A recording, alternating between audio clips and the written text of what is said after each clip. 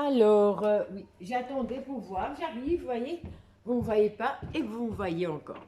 Alors, cette fois-ci, vous voyez mon plan de travail, par contre, vous ne voyez pas la partie haute de ma tête, mais ce n'est vraiment pas ça qui est le plus important. Et donc, maintenant, nous allons faire des filets de dindonneau au poireau et paprika. Alors, on va le cuire à la vapeur. Vous allez voir, c'est quelque chose qu'on n'a pas l'habitude non plus de faire et qui est vraiment très bon, très délicieux. Vous pouvez accompagner ça avec des pommes de terre vapeur ou du riz. Voilà, ça c'est à vous de voir. Et donc, on va commencer par ouvrir ma poubelle. D'accord, je vais prélever le jaune d'œuf. Alors, hop, hop, voilà. Alors, je tiens à l'œil parce que comme il fait bon, il y a plein de mouches. Et ça, j'aime pas du tout. Donc, voilà.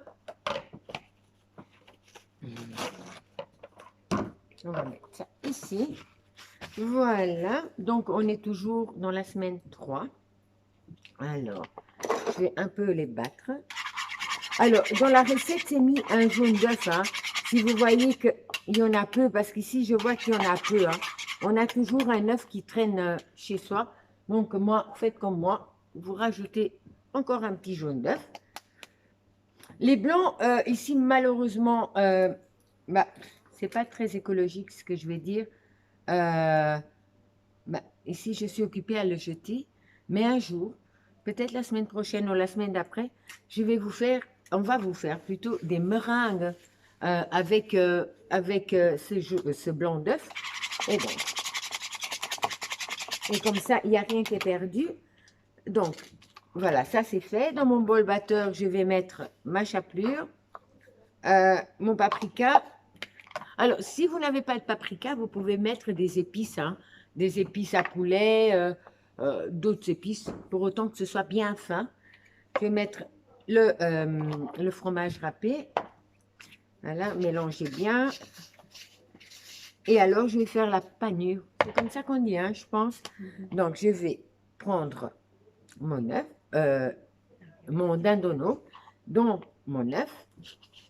Hop, je vais plutôt travailler comme ça. Je vais le mettre dans ma panure. Entre-temps, je vais prendre mon cuiseur vapeur. Voilà.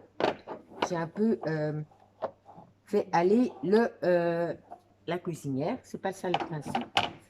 Donc, hop, hop, voilà, voilà. Alors, j'étais ici. Donc, je vais la mettre dans la passoire du haut. Voilà. Alors, il y a dans la recette, c'est mis deux filets de dindonneau. Vous voyez un peu la grandeur de vos filets, hein? Oh, mais vous ne voyez presque pas. C'est pas grave, vous perdez pas grand-chose. Alors, donc, comme ceci, bien,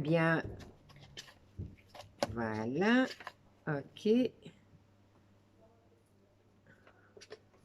Bien les mettre à l'intérieur. Et j'ai encore la place pour un petit, hein, tu vois. Voilà. Oh, mais j'ai oublié l'œuf maintenant. C'est pas grave. Ça, c'est des choses qui arrivent chez vous aussi. Donc voilà, mais c'est pas grave, hein, puisque c'est la dernière. Donc, comme c'est la dernière, c'est vraiment pas grave du tout. Et puis, il n'y a rien de grave dans la vie, hein. Donc voilà. Ok. Il y a une guêpe, hein, qui me tourne autour. Voilà. Hop. Ça, c'est fait. Je me lave les mains, vous ne voyez pas, mais je suis toujours là. Donc, ensuite, j'ai mis 400 ml d'eau dans mon récipient du bas de mon cuiseur vapeur. Voilà. Je vais mettre ici mes poireaux que j'ai finement émincés.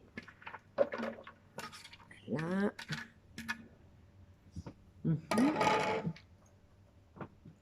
Je vais mettre la viande par-dessus. Je vais un tout petit peu saler ma viande parce que je ne l'ai pas fait au moment du mélange chapelure. pouvez le faire après, il n'y a aucun souci avec ça. Bien au contraire, moi, ici dans la recette, ils vous disent de faire le mélange. Chez moi, je ne sale jamais. Chacun met ce qu'il a envie de mettre. Et, et donc, euh, et donc, voilà. Alors, il y a des détracteurs qui disent oui, mais il faut mettre salé au moment de cuisson, et d'autres qui disent non. Voilà, faites comme bon vous semble. Maintenant, je vais faire cuire comme ceci pendant 25 minutes. D'accord? Et on se retrouve tantôt pour le résultat. J'arrive. Hein?